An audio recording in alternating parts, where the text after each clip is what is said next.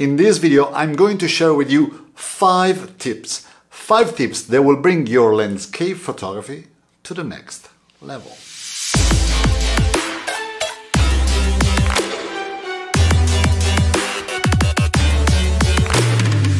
Welcome to my channel. Here we talk about photography, and I make videos just like this one, where I share some tips to improve your landscape photography. So, if you're here for the very first time, it might be a great idea to subscribe. The 5 tips that I'm going to share with you today are actually the result of mistakes that I've been making for years.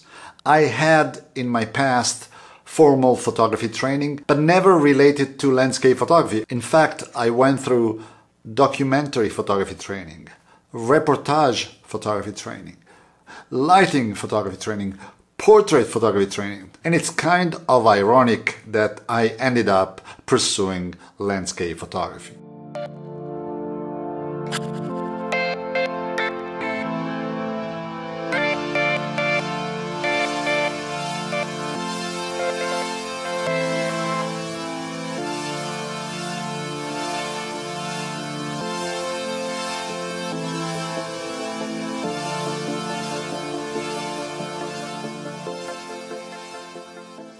But this means also that I had to come up with solutions to my problems on my own. So now I will share with you some of the most important findings that I made during my landscape photography journey.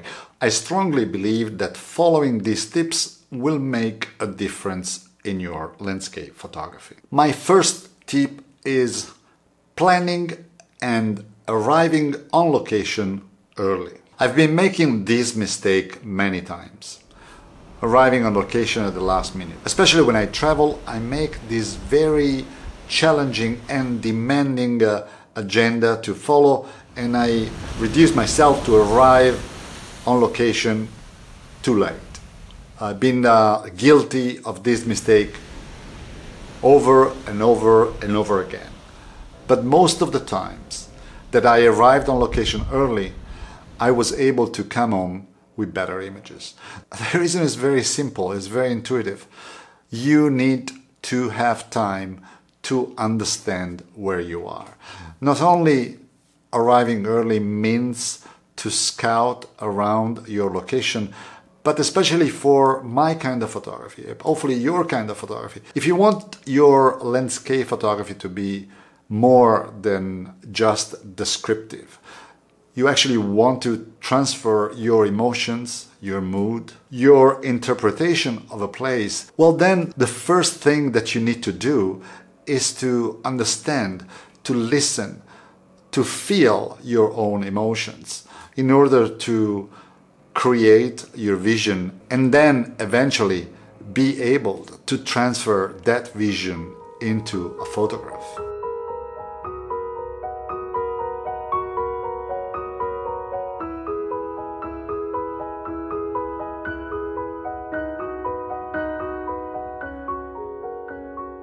So, arriving early is always good, but it's also very good to use those applications that nowadays will help us to know when the golden hour will start, when the blue hour will finish, where the sun is going to set. I will put a link into the description below of my favorite app, which is 𝗏𝗏. It's a very useful app in order to plan your shots ahead, arrive on location with an idea of what kind of image you will be able to capture. In any case, my recommendation is to arrive on location at least 1 hour before the start of the golden hour.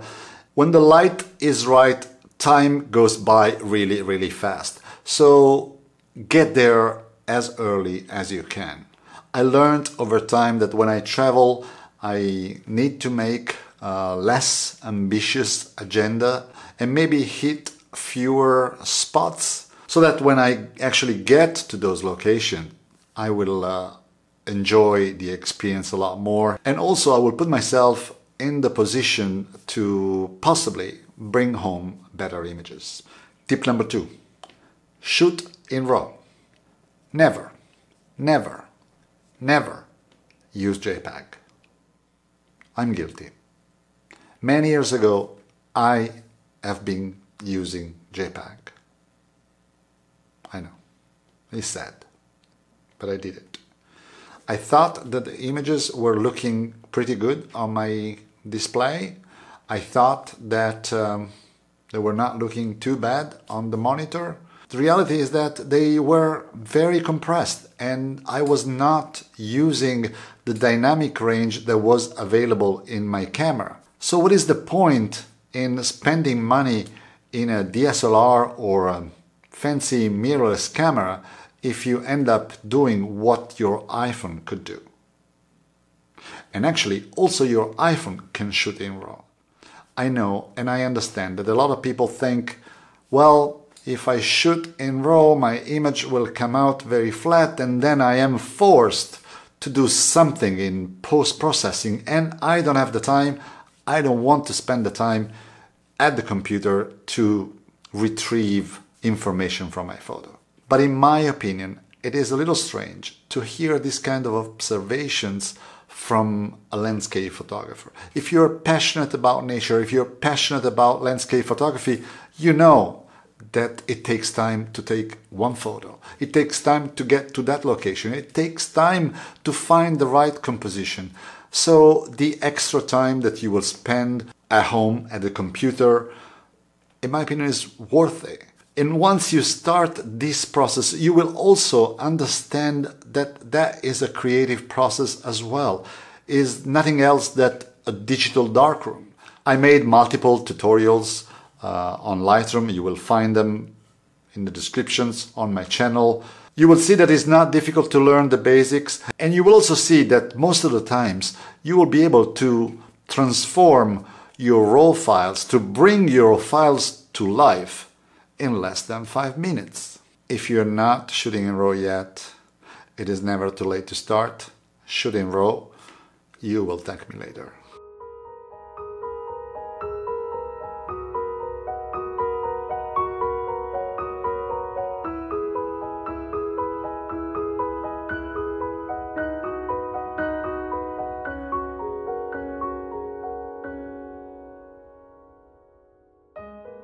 Tip number 3.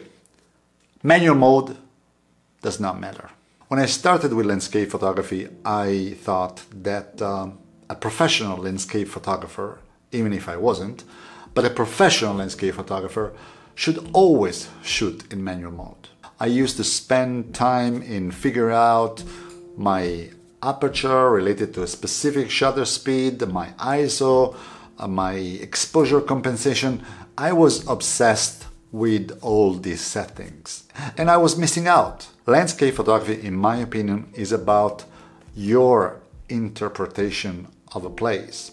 So try to think about aperture and shutter speed as tools at service of your vision.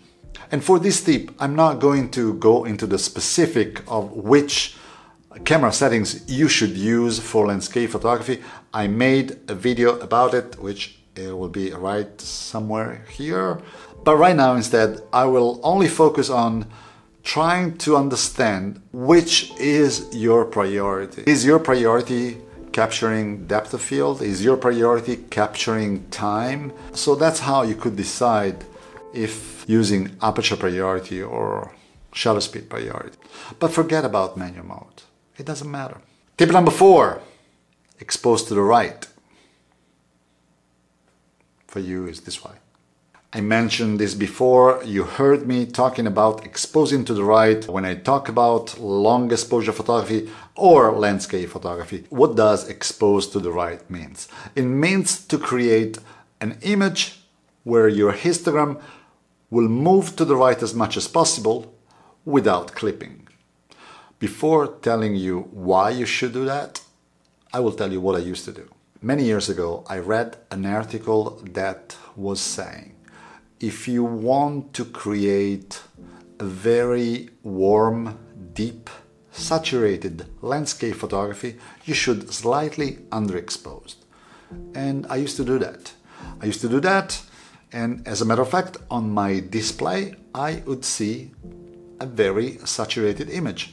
an image that was looking really good. But the reality is that when you shoot in RAW and you transfer your images to a computer, if your image is slightly underexposed or very underexposed and you want to retrieve information from your highlights, you will end up adding a lot of noise.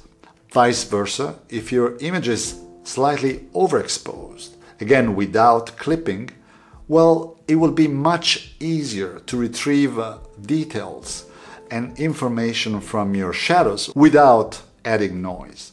And although the article that I mentioned is crap, it is true that when you have an image that is exposed to the right, it will look much more flat. That flat image will enable you to expand your histogram as much as possible and to capture the widest dynamic range possible without adding any noise. So remember to expose to the right, and the best technique to do so is to enable your histogram on your live mode in your display. Most of the cameras today will have this function, and if your camera doesn't have that function, while reviewing your images, you can bring up the histogram then and see if you can move it little by little to the right, maybe increasing the exposure time, maybe using a wider aperture. But I usually don't recommend to use the ISO in order to have a brighter image, because you will end up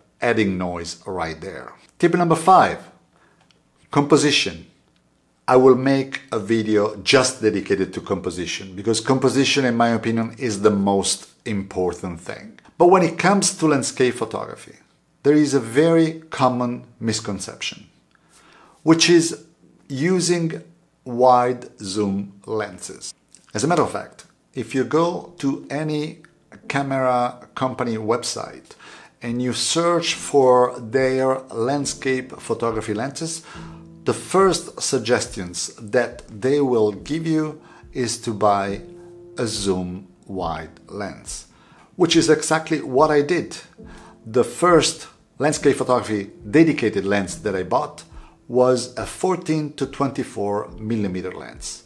And why this is a problem that affects composition in landscape photography? Well, in my opinion, there are two main problems. The first one will be that when you use such a wide lens, it will be very complicated, very difficult to keep your composition clean, to keep unwanted elements outside of your composition. The second problem that you will have with a wide-angle zoom lens is that you will become lazy. Your compositions will become lazy. You end up putting your camera on your tripod and rely on your zoom to change composition. While my suggestion instead is to use prime lenses. The prime lenses will force you to move around, will force you to put the camera on the tripod at the very last minute, just when you're really happy with what you are seeing. So my suggestion here is to practice composition with a prime lens. You will make deliberate choice of what you want to have in the picture and especially what you don't need in your photos. So these are my 5 landscape photography tips for today. I hope you enjoyed this video, but I especially hope that this video will stimulate you to go out and try these tips in your own landscape photography. Of course, I love to know if these tips improved the quality of your photos, so if they did, but also if they didn't, let me know in the comments below. If you're still here and you saw the entire 14-15 minutes video, I imagine that you liked it. So don't be shy, hit the like button, maybe share this video with your landscape photography friends, and of course, if you didn't subscribe yet to my channel, maybe this is the right time to do so. Thanks for watching, and I will see you in the next video. Well, lay your head down on my shoulder and let my heartbeat keep your time. And in the future, you'll be old enough to draw more apparent lines.